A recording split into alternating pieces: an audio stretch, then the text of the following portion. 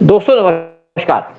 हम पहले भी हमने वेस्ट बंगाल के ऊपर कुछ वीडियोस बनाए हैं और स्पेशली पब्लिक को बहुत ज़्यादा एजुकेट किया कि यहाँ पे किस तरीके से शुभेंदु अधिकारी काम कर रहे थे और किस तरीके से वेस्ट बंगाल के अंदर एक प्लान बनाया जा रहा था ममता बनर्जी के द्वारा कि इसको बांग्लादेश के साथ मर्ज किया जाए। और यहाँ पे इलेक्शन से पहले एक बात मैं बड़ा क्लियर कर दूं कि ऐसा लगता है कि जिस तरीके से शुभेंदु अधिकारी यहाँ काम कर रहे हैं कि ये पूरे तरीके से तैयार थे कि इनकी गवर्नमेंट आएगी और इन्होंने पूरा एजेंडा तैयार कर रखा था, कैसे काम किया जाएगा, किस शेप में काम किया जाएगा और उसके ऊपर पूरा काम किया जा रहा है। दूसरी तरफ ममता बनर्जी को लगता था कि वो दोबारा पावर में आएगी और उनकी कोई तैयारी नहीं थी और जिसकी वजह से ममता बनर्जी की पार्टी टूट गई। अभिषेक बनर्जी बहुत जल्दी जेल चले जाएंगे और ममता बनर्जी को बहुत जल्दी धक्के खाने पड़ेंगे गलियों के और ममता बनर्जी इस टाइम पे बहुत ज्यादा डिमोरलाइज्ड है, बहुत हिली हुई है। लेकिन दूसरी तरफ शुभेंदु अधिकारी रात को सोते हैं, सुबह उठते हैं, सुबह उठ करके वो 3-4 अपने टॉपिक दे देते हैं कि मैं ये करूंगा, वो करूंगा, फलाना करूंगा और शाम तक उनको इम्प्लीमेंट करने का काम करते हैं। फिर नेक्स्ट डे फिर उठते हैं, फिर उनके पास प्रोजेक्ट होते हैं। यानी कि शुभेंदु अधिकारी पूरे तरीके से तैयार है, उनकी टीम भी तैयार है कि हमने क्या करना है, किस तरीके से बंगाल का सुधार करना है। क्योंकि बंगाल के अंदर पिछले 50 साल से पहले तो कम्युनिस्ट थे, फिर ममता बनर्जी जिस तरीके से डिस्ट्रॉय कर दिया, बंगाल की इकोनॉमी को डिस्ट्रॉय कर दिया, यहाँ पे लूट मार का काम शुरू कर दिया, गुंडा राज चला दिया, जिस तरीके से यहाँ पे औरतों के साथ बलात्कार किया, ममता बनर्जी का इसके अंदर पूरी इन्वॉल्वमेंट थी। और दूसरा उनका जो भतीजा है अभिषेक बनर्जी, उसने तो यहाँ पे हद मचा रखी थी। यानी कि लूट मार का कोई अंत नहीं था, टेररिस्टों के साथ लिंक बना रखे थे। बांग्लादेश की जो जमात इस्लामी पार्टी है उसको फंडिंग की जा रही थी और उसको भी डिस्टर्ब करने की बात की जा रही थी। और सारे इशू पे बात करने के लिए हमारे साथ बैठे हैं उदय शंकर पानी जी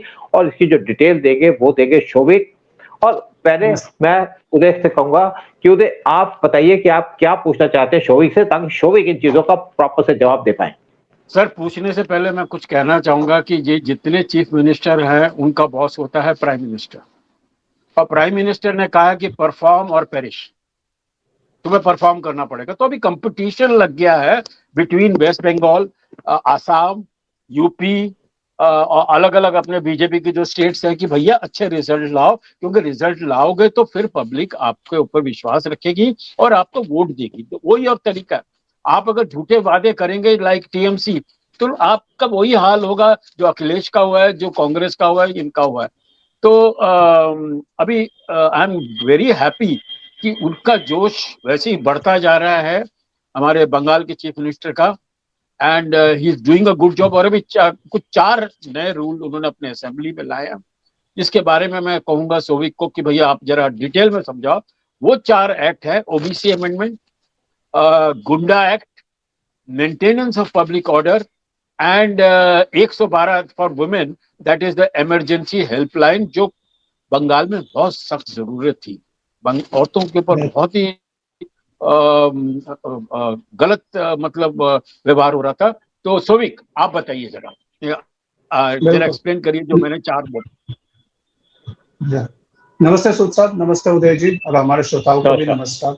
सर, जैसे आप सूद सर आपने बहुत अच्छा रिकैप किया, उदय जी ने भी जो मतलब बताया कि बैकग्राउंड जो, और फिर मोदी जी का भी जो एक विजन है, मतलब डिलीवर और पेरिश, और ये मॉडल तो हमें दिख ही रहा है वेरी अग्रेसिवली कि अब बहुत अच्छा एक अच्छा लीडर बनाता है, वही एक अच्छा टीम बन रही है बहुत इंडिया के अक्रॉस डिफरेंट स्टेट्स में मेरे को दिख रहा है। और उसके बेसिस पे मतलब शुभेंदु दा जो 2 महीने ही हुए हैं, उनका जो टीम है और उनका जो काम करने का स्टाइल है, और जहां तक वो चेंजेस लाए हैं 2 महीने में, बहुत मेजर है, बहुत मतलब रेवोल्यूशनरी है। पिछले हफ्ते में स्टेट असेंबली में 2 बड़े इंपॉर्टेंट बिल्स इंट्रोड्यूस हुए थे, और जो बिल इंट्रोड्यूस होकर पास हो गए तो फिर अभी वो एक्ट बन चुका है। तो एक जो पहला वाला बिल था वो था West Bengal public safety and control of anti social activities bill 2026, और दूसरा था the West Bengal maintenance of public order amendment bill 2026। अब ये 2 चीजों का मतलब मेन जो अहमियत क्या है, या मतलब इनका इम्प्लीकेशन क्या है, वो ये है कि पहले वाला बिल जो है वो ये है कि कॉन्स्टेंटली, जैसे हम समाज में देखते हैं कि कोई बंदे हैं, हम हमेशा कोई हड़पाते रहते हैं, धमकाते रहते हैं, कुछ जैसे आजकल एक ट्रेंड देखने को मिलता है कि कुछ देश के मतलब खिलाफ कुछ नेगेटिव चीजें बोलना, कंटिन्यूअसली बोलना, हिंदुओं के खिलाफ बोलना, देवी देवताओं को बोलना, या कहीं पे भड़काऊ भाषण देना कि मैं 1 लाख ये कर मुसलमान ले आऊंगा, ये ले आऊंगा। तो ऐसे बंदे जो है हमेशा एक सोशल ऑर्डर को डिस्टर्ब करने की कोशिश कर रहे हैं, और वो अगर ऐसे बार बार किया गया करने की कोशिश कर रहे हैं, पकड़ा जाता है तो उसको अरेस्ट किया जाएगा और उसको विदाउट बेल या विदाउट लीगल सपोर्ट 1 साल तक मतलब उसको जेल के अंदर रखा जा सकता है। तो इसका जो निगरानी करेगा वो एक रिव्यू कमेटी निगरानी करेंगे, और ये रिव्यू कमेटी में जो है एक रिटायर्ड हाई कोर्ट जज या सुप्रीम कोर्ट जज या उस लेवल के बंदे होंगे। और जब ये बंदे को उठाया जाएगा तो ये रिव्यू कमेटी उसके खिलाफ जो एक्शन मतलब उसने जो भी काम किया उसको रिव्यू किया जाएगा। अगर उनको दिखा कि ये थ्रेट है तो उसको 1 साल तक मतलब ही can be detained in the jail, और उसके बाद जो लीगल प्रोसीडियर्स होना है वो होगा। So he is not entitled for any lawyer, anything, no bail, nothing like that. तो ये पहला वाला स्टेप है। ये बंगाल के लिए बहुत जरूरी है, क्योंकि हर नए दिन हमने वो भड़काऊ वाले भाषण वाले बड़े नेताएं देखे और बड़े सोशल लीडर्स भी देखे हैं, कुछ फिल्मी नेता वेता भी है जो जिनको देखे ये सब करते हुए। दूसरा जो मेंटेनेंस ऑफ पब्लिक ऑर्डर वाला है, ये तो बंगाल के लिए स्पेशली बहुत रेलेवेंट है, बिकॉज बंगाल में जैसे सर आपने बोला कि कम्युनिस्ट के टाइम से या टीएमसी के टाइम से हम देखते हैं कि एक ऑर्गेनाइज्ड क्राइम करने का एक ट्रेंड बना हुआ है, जिसको नाम दिया जाता है कि डेमोक्रेसी के लिए फाइट कर रहे, फ्रीडम के लिए फाइट कर रहे, ये बड़े बड़े नाम यूज करके कहीं पर फैक्ट्रिया जला दिया। बंगाल में मैं सर एक चीज बताना चाहता हूँ, कई दफा ऐसे हम लोग जब 90s में भी आते थे देखते थे, ऐसा होता था कि 1 रुपए के बस का किराया का कहीं पे बढ़ गया तो पता लगे कि पब्लिक ने 2 बसें पकड़ के जला दी, ठीक है ना। तो ये जो पब्लिक चीजें जो बर्बाद करना, और ये करता था एक गुट ही है, जैसे वामपंथियों के अंदर एक गुट था, और टीएमसी के अंदर क्या हो गया, उसको एक धार्मिक एक कलर मिल गया। तो अभी ज्यादातर आपको वो मुस्लिम बंदे या ये वो कुछ कहीं पे जैसे ये क्या ट्रिपल तलाक भी, वो जो वक्त अमेंडमेंट एक्ट के टाइम पे इन लोगों ने शहर वेयर ब्लॉक कर दिया था। तो ये वाली चीजें टीएमसी के अंदर धार्मिक लाइन पे देखा, और पहले वाले टाइम पे वही एक मतलब स्टेट को बर्बाद करना है, ये फैक्ट्रिया जला देना, ये जला देना। तो ये जो चीज है ये यूपी जैसे स्टेटों में ऑलरेडी लागू है, तो इसको बंगाल में भी लागू किया गया कि अगर आपने ऐसा काम किया, अरेस्ट लीगल प्रोसीडियर्स तो होंगे ही होंगे, आपसे उस चीज का जुर्माना भी लिया जाएगा जिससे आपने नुकसान किया। बिल्कुल बिल्कुल। हेलो, ये तो यूपी में चल ही रहा है ना, यूपी। बिल्कुल। सौविक, यहाँ पर मैं खाली बताना चाहूंगा कि हिंदुस्तान में एक ऐसा है कि केरल का चीफ मिनिस्टर क्या कर रहा है, किसी को फर्क ही नहीं पड़ रहा दूसरे चीफ मिनिस्टर को। लेकिन अभी आई थिंक देयर इज एक कोऑपरेशन शुरू हो गई है between different states and different chief ministers. UP chief minister, हाँ बिल्कुल, they are helping the Bengal. So almost there are many very active states, और स्पेशली असम का chief minister, he is closely in touch with what is happening in Bengal, और बंगाल को वो मदद कर रहे हैं आके। अभी तो मैंने सुना सिर्फ कुछ वो ऑपोजिशन में आपके सौविक दा कि वो कह रहे हैं कि भाई बंगाल में अंडा सप्लाई बंद करो क्योंकि अंडे बहुत फेंक रहे हैं उनके ऊपर। ये मजाक कर अंडे तो मिल ही नहीं रहे, कोई बोल रहे हैं कि बिहार से मंगवाने पड़ रहे अंडे, इतने अंडे मारा जा रहा है हर नुक्कड़ गली में, जिसको भी मतलब जो भी, ऐसा नहीं कि देखिए बंगाल का जगह है, जनता है, मगर वो पब्लिक अवेयर है, मे भी गरीब हो सकते हैं मगर उनका अवेयरनेस लेवल हाई है। तो उनको पता है कि हमारे गली में कौन पंचायत का नेता मतलब घोटाले कर रहा था, कौन लड़कियों के मामले में गलत काम कर रहा था, कौन काउंसिलर क्या कर रहा था। तो जैसे ही ये बंदे कहीं पे इनके इश्यूज बाहर आ रहे हैं तो पब्लिक दे धराधर अंडे मार रहे, जिसको हम लोग डीम वृष्टि बोलते हैं। तो वो डीम वृष्टि चल ही रही, ह्यूमिलिएशन है मेन पर्पस, उसको चोट पहुंचाना नहीं है। ये तो पत्थर भी मार सकते थे, उसका सर भी फोड़ सकते थे, ठीक है ना। पब्लिक का गुस्सा सभी को पता है, मगर वो काम नहीं। एक और बात कहूंगा यहाँ पे, जैसे अभिषेक बनर्जी धमकी देता था कि मैं 4 तारीख आ जाए उसके बाद मैं अमित शाह यहाँ पे आ जाएगा, ऐसे लोगों में तो पनिश किया जाएगा। हाँ, डीजे पे जाएंगे, धमकी दे रहे थे। तो बहुआ मित्रा ये भी कह रही थी कि वहाँ पे आपके बंगाल की तो जो आपकी वहाँ पे उनकी जो सिचुएशन है और ज्यादा बेटर है इंडिया से, यानी कि उनकी इकोनॉमी बेटर है। तो ऐसे लोगों पे अंडे फेंकने से तो बड़ा अच्छा लगता है ना, फिर ऐसे लोगों को सोचना पड़ेगा कि ऐसी स्टेटमेंट दे। अच्छा, एक और बात मुझे बताइए कि गुंडा क्या है जो इस टाइम पे यहाँ पे लाया जाए? हाँ, तो जो मैंने पहले शुरू में बताया कि 1 साल का जो डिटेंशन है, ठीक है ना, मतलब और ये जो मतलब किसी को भी आप 2 अमेंडमेंट जो मैंने बताया, एक ये 1 साल का डिटेंशन जो पॉसिबल है कि ये बंदा एक सोशल थ्रेट है या कल ये उकसा सकता है, 1000 बंदों के बीच में दंगा करवा सकता है। तो ये जो एक्ट है, ये इसी को मतलब हम लोग एक गुंडा एक्ट बोलते हैं, कि मतलब जिसको गुंडा ही बोलते हैं ना, कि मतलब दादागिरी दिखाना, कि तो हमेशा भड़काते रहना, धमकाते रहना, ये करना, कहीं पे भी आग लग सकता है, लगाना, इस तरीके की चीजें जो करते हैं। बंगाल में गुंडा Correct. करना, तो ये गुंडाबाजी, अड्डाबाजी, ये करना बड़ा फैशन है। Yes, correct. तो ये छोटे मोहल्ले गांव में मतलब ये चीज बहुत एक बड़ा एक कल्चर बन चुका है। मे बी बड़े शहरों में हम लोग को दिखता नहीं है, मगर ये है। कोई भी बंदा एकदम नेता बन जाता है पहले ही जाके, मतलब जिसका भी थोड़ा सा कंट्रोल होता है। तो ये दो ये बिल जो है ये गुंडा है, और दूसरा ये जो पब्लिक प्रॉपर्टी जो डैमेज करते हैं, ये ऑर्गेनाइज क्राइम है और कुछ नहीं है। ये कोई धरना धुरना। आप एक चीज बताइए, आप एक फैक्ट्री मालिक के खिलाफ अगर आप कुछ, तो कम्युनिस्ट के टाइम पे जो होता था, अगर आपको कुछ कॉम्पेंसेशन चाहिए, इंक्रीज चाहिए, आपके रोजी रोटी जो है उसको क्यों जला दोगे आप? इन लोग तो वही काम करते थे। आपने देखा होगा पिछले दिनों में करीबन 20 जूट मिल्स बंगाल में फिर से शुरू होने की बात हुई है, ठीक है ना, जिसमें से शायद 4 अभी शुरू भी हो गए हैं। तो ये सारे बंद हुए इस तरीके से कि कहीं पर आग तोड़ फोड़ कर दिया मैनेजमेंट या जो भी मालिक वाले, लिटरली भाग के जाना पड़ा, यहाँ से जान बचा के भागना पड़ा। तो ये ऑर्गेनाइज क्राइम है, ये कोई मतलब वो नहीं दादागिरी। और उसके बाद उन्हीं जमीनों को बेच के, उन्हीं जमीनों को किसी एक कॉर्पोरेट के पास ही बेचा, उससे फिर हफ्ता उठाया, ये कहानी तो चलता था। अब मान लीजिए एक फैक्ट्री मैंने बनाया, इन लोगों ने धरना धुरना दिया, मेरा फैक्ट्री बंद करा, अब मैं भाग गया यहाँ से। उस जमीन को उठा के इन लोग फिर बेचते थे कहीं पे, ठीक है ना, कहीं पे बेचा, फिर वो बंदा जो भी आया वो इनके शागिर्द बन के घूमेगा, इनको हफ्ता देगा, इस तरीके से कहानियां चलता था इनका। ये तो मैं शोभिक एक बात बता दूं, मेरा एक जान पहचान का है वेस्ट बंगाल के अंदर। वो कहता है मेरे भाई ने वहां पे मुर्गी का काम शुरू किया, यानी कि मुर्गियां पाली अंडे बेचने के लिए। कहते उसको जला दिया कि तुम तो कैपिटलिस्ट हो, और यहाँ पे जो फैक्ट्री खोलता है उसको कैपिटलिस्ट कहते थे। देखिए यहाँ पे मैं ये भी खबर सुन रहा था कि वेस्ट बंगाल के अंदर जो जूट मिल्स है इनको दोबारा रिवाइव किया जा रहा है, इनसे लोगों को एम्प्लॉयमेंट मिलेगी। और इनका मतलब क्या है कि जो फैक्ट्री खुलती है वहां पे लोगों को एम्प्लॉयमेंट मिलती है, लेकिन ये उनके एम्प्लॉयमेंट भी छीन रहे हैं, फैक्ट्री वाले को भी मार रहे हैं। यानी कि वहां पे चाहते थे वेस्ट बंगाल भूखा बना रहे, और वही हाल करना चाहते हैं जो बांग्लादेश के अंदर है। और गुंडागर्दी के लिए सर, गुंडागर्दी के लिए क्या चाहिए आपको? बेकार लड़के चाहिए, यूथ चाहिए। तो इनको क्या है कि किसी के पास अगर काम नहीं होगा तो ये हमारे अंदर रहेगा, हमारे कंट्रोल में रहेगा, हमारे ग्रिप में रहेगा, बस यही कर चलाते थे।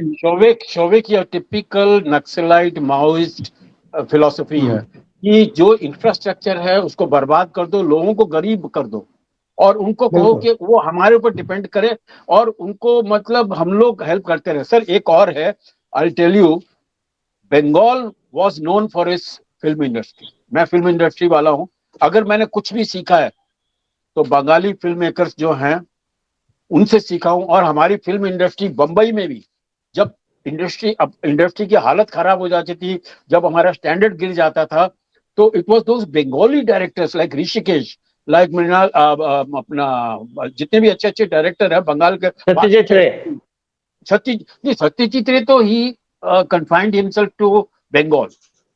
हाँ, तो वो इंडस्ट्री को भी रिवाइव करना बहुत जरूरी है, and I am trying to do that, and I am trying to make Bengal more film friendly. आज लोग घबराते हैं, डरते हैं कि साला कलकत्ते में कैसे जाके शूटिंग कर रहे हैं। मैं तो मेरे खुद 2-3 प्रोजेक्ट हैं, जैसे गांधी, जैसे ये सिटी ऑफ जॉय। एक मिनट मैं बाकी जो सुनने वाले लोगों को बता दूं, जो गांधी फिल्म थी उसके अंदर उदय शंकर पानी was one of the directors. बहुत बड़ी फिल्म थी जिसके अंदर उदय शंकर पानी का बहुत इंपॉर्टेंट रोल था। हाँ, मैं आप लोगों को बताना बहुत जरूरी है। उसके बाद सिटी ऑफ जॉय कर रहे थे डोमिनिक लेपियर के नॉवल के ऊपर हम लोग, एंड फाइनली इतना हम लोग को परेशान किया गया कलकत्ते के अंदर, तो we had to create Bengal Kolkata इन श्रीलंका। आप बताइए कितना नुकसान हुआ इन टर्म्स ऑफ लेबर और करोड़ों की इन्वेस्टमेंट। तो अभी I am sure this is another industry which government should think about and should promote it with good incentives, and उसके अंदर गवर्नमेंट भी उसके अंदर हेल्प करे, और सिंगल विंडो हमारा परमिशन का रखे। अभी यूनियन की जो इंटरफेरेंस होती है उसको कंट्रोल। तो ये लिस्ट ऑफ सजेशंस मैंने भेजी है, let us hope they seat and they serious action on this, क्योंकि बंगाल सर, आपको मैं बताऊं, लोगों को ये नहीं पता, एक टाइम पे Kolkata was one of the richest city of the world. इतना पैसा था, कैपिटल थी, ब्रिटिश राज के अंदर कैपिटल थी उनकी भाई। वो कैपिटल थी business wise, it was the business outlet and business source.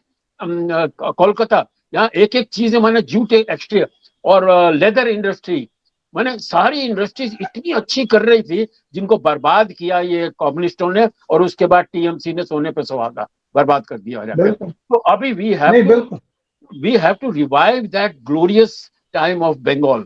You know, Bengal can be, you know, because यहाँ पर लोग मेहनती भी हैं. यह है कि काम करने का कस्टम ही चले गया था. You know, after TMC and communist का लोग काम ही नहीं कर रहे थे, खाली अड्डाबाजी कर रहे हैं, बैठे हुए लड़कियों को छेड़ रहे हैं और यूनियन गिरी कर रहे हैं और दुनिया भर की सरकारें चेंज कर रहे हैं. एंड फुटबॉल साले फुटबॉल खेलते नहीं है, लेकिन फुटबॉल की डिस्कशन कर दो तो 10-10 घंटे तक डिस्कशन करेंगे जाके. So it is very important. There are certain industries जो which was glorious industries like the film industry, like our manufacturing industry. अरे सारे मारवाड़ी जितने थे सर, सबका बेस कोलकाता था, सारे मारवाड़ियों का. And it was such a major, it was such a rich state which became one of the poorest state in the world. जहां गरीबों के गरीबी से जितने मरे, भूखमंगी से जितने भूखमंगा से मरे जितने लोग, I think that they made world record कि इतने लोग आज तक कभी अकाल में इतने नहीं गिरे मरे. और उसके बाद जो राइट्स में मरते थे. सो इट इज वेरी इंपॉर्टेंट कि शुभेंदु को हेल्प चाहिए, शुभेंदु को हमें मदद करनी चाहिए इनको. And we should make sure that Calcutta gets back to its glorious past as soon as possible. खैर साथ में मैं छोटी सी बात और कह दूं यहाँ पे, मैं एक और बात कह दूं यहाँ पे. जैसे हम कुछ वीडियो देख रहे हैं, जैसे हम देख रहे हैं कि कलकत्ता में सफाई की जा रही, रेलवे स्टेशंस को टोटली क्लियर कर दिया गया, प्लेटफॉर्म्स को क्लियर कर दिया गया, और यहाँ पे बहुत सी प्रोग्रेस हो रही है इस टाइम पे कलकत्ता के अंदर, स्पेशली सफाई की जा रही है वहाँ पे. तो ये जो एक काम है जो शुभेंदु अधिकारी कर रहे हैं, मुझे लगता है कि बहुत अच्छा काम कर रहे हैं. वहां से कलकत्ता के लोगों को, वेस्ट बंगाल के लोगों को बहुत ज्यादा हेल्प मिल रही है सर. और ये बहुत अच्छी बात यह है कि एक तो सिर्फ ये है कि हम सोचे कि हर चीज सरकार करेगी या सरकार के जो स्टाफ है, मगर यहाँ पे जो सफाइयों में मैंने देखा कि मतलब you know there is a lot of public participation also. Sir बहुत अच्छा लगा मेरे को देख के कि मतलब ऐसा नहीं है कि हर सफाई या किसी सरकारी बंदे आके कर रहे, कॉलोनी घर से बंदे निकल के भी कर रहे कि मतलब इतना जोश, इतना एक जज्बा आया है सब में, या अच्छा लग रहा है उनको भी कि हम भी कुछ योगदान करें. तो बड़े 50 साल के बाद आजादी मिली है भाई, 50 साल के बाद आजादी. Correct. So it is very nice. और दूसरा जो मतलब उदय जी जैसे बोल रहे थे, तो आपको पता ही होगा कुछ दिन पहले यही टॉलीवुड का जो एक नेक्सस जो चलाता था, विश्वास ब्रदर्स करके बड़ा फेमस है, मतलब गुंडे सिंडिकेट जो है, इनको अभी रिसेंटली अरेस्ट किया गया. एक भाई को अरेस्ट किया गया, दूसरा भागा हुआ है. इसने तो पूरा गंद मचा रखा था. खैर वो दूसरा टॉपिक है, वो हमारा टाइम ले लेगा, वो हम किसी और पॉडकास्ट में कवर कर सकते हैं. तीसरा जो एक बहुत इंपॉर्टेंट, बहुत जरूरी जो मतलब अमेंडमेंट लाया गया या चेंज लाया गया ओबीसी के रिजर्वेशन के हिसाब से. तो ओबीसी का रिजर्वेशन ट्रेडिशनली 7% था, ये हमारा वामपंथियों के टाइम से भी था. और ये मतलब टोटली देयर वर 66 कम्युनिटीज जो इस ओबीसी लिस्ट में आते थे, एक्सट्रीम बैकवर्ड पीपल थे. उनमें से 1% हिंदू थे, 1% मुस्लिम थे, तो जैसा भी है वो. तो ममता बनर्जी के टाइम पे इन्होंने इस ओबीसी कोटा को 7 से 17% बना दिया, और उसको ओबीसी को उन्होंने तोड़ के 2 लिस्ट बना दी, ओबीसी ए और ओबीसी बी. जो पहले वाला ओबीसी का चल रहा था कहानी, उसको ओबीसी बी में रखा, और 10% जो है इसको एक कैटेगरी अलग से बनाई, ओबीसी ए बोलकर. इसमें 92% मुस्लिम कम्युनिटीज थे.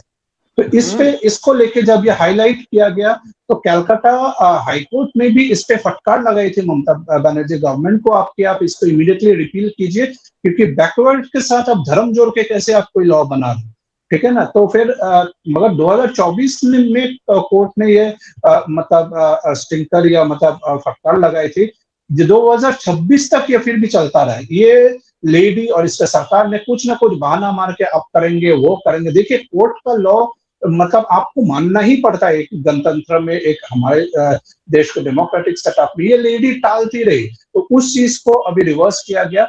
ओबीसी ए बी वाला चक्कर हटा दिया. ओरिजिनली जो मतलब ओबीसी का कैटेगरी था, मतलब 7% वो है, 7% वाला है. और इसका जो है मतलब ये आपको तो खैर पता ही होगा, मगर हमारे दर्शकों के लिए भी बताना चाहता हूँ कि ये चीजों का एक तो कानून लॉ होता है, दूसरा जब आप गांव देहात में इसका एक बहुत बड़ा सोशल इम्पैक्ट होता है.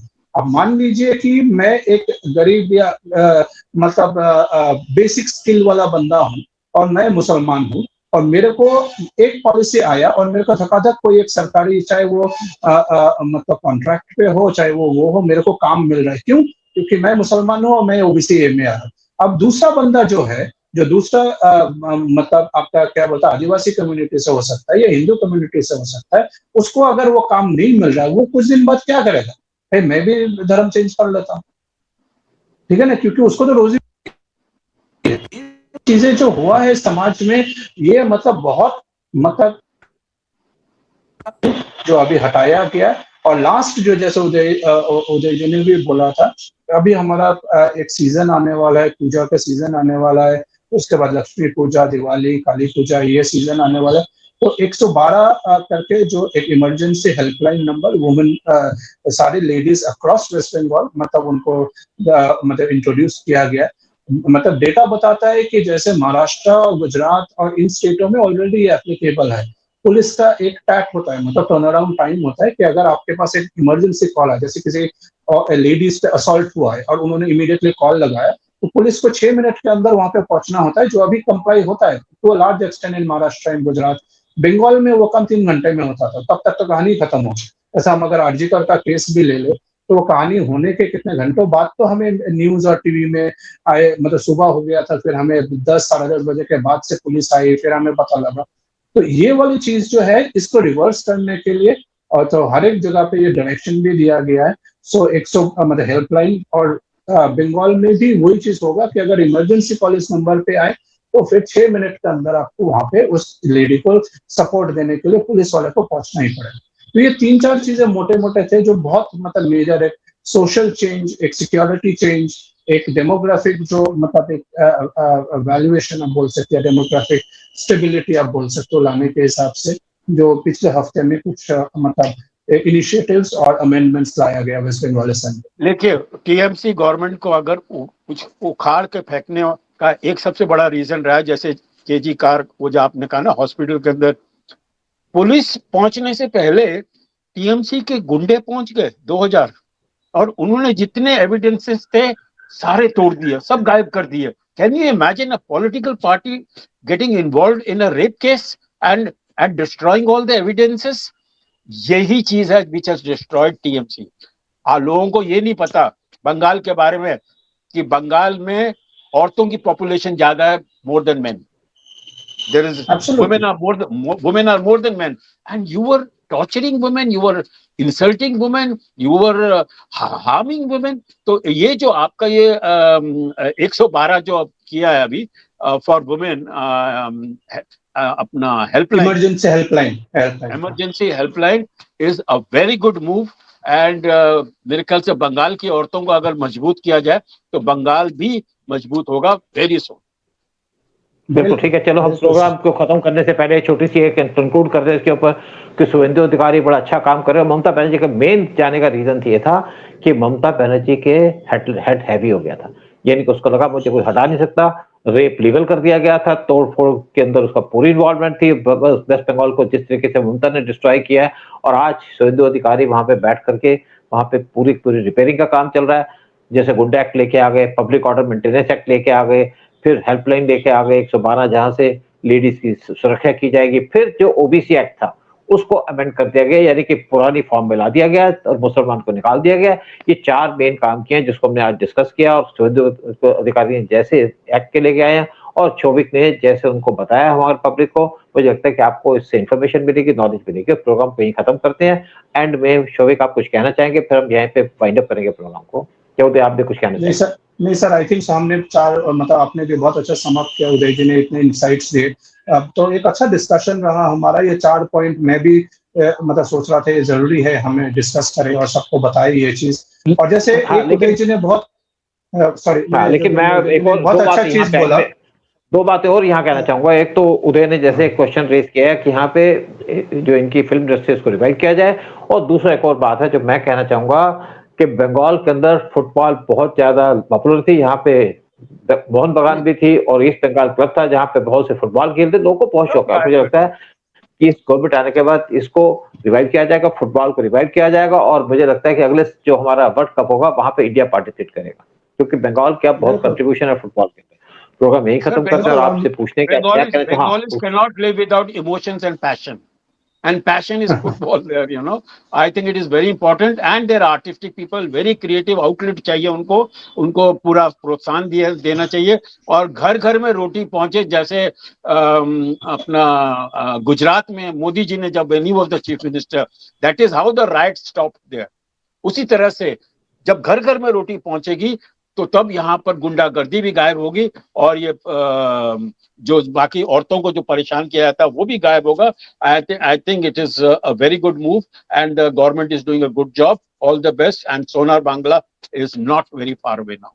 ठीक है, प्रोग्राम खत्म करने से पहले फिर एक और ऐड कर दूं कि यहाँ पे एम्प्लॉयमेंट जनरेट की जा रही है, बहुत सी कंपनीज बाहर से आके काम कर रही है, अमूल भी यहाँ पे आ रहा है, अडानी भी अपनी इंडस्ट्री खोल रहा है, या टाटा ग्रुप भी अपना काम कर रहा है.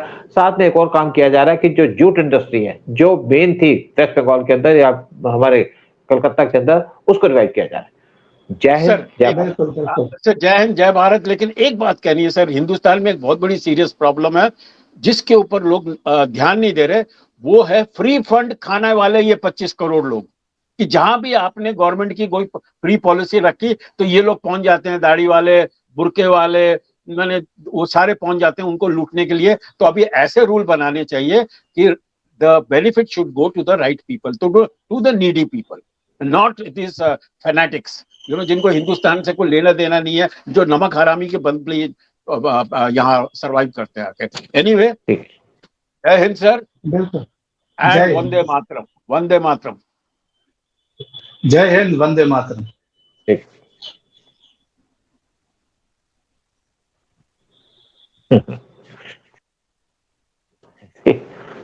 बंद करो. बिल्कुल सही बात है, बंद करो, स्टॉप लगाओ. कर ही रहा हूँ यार. वो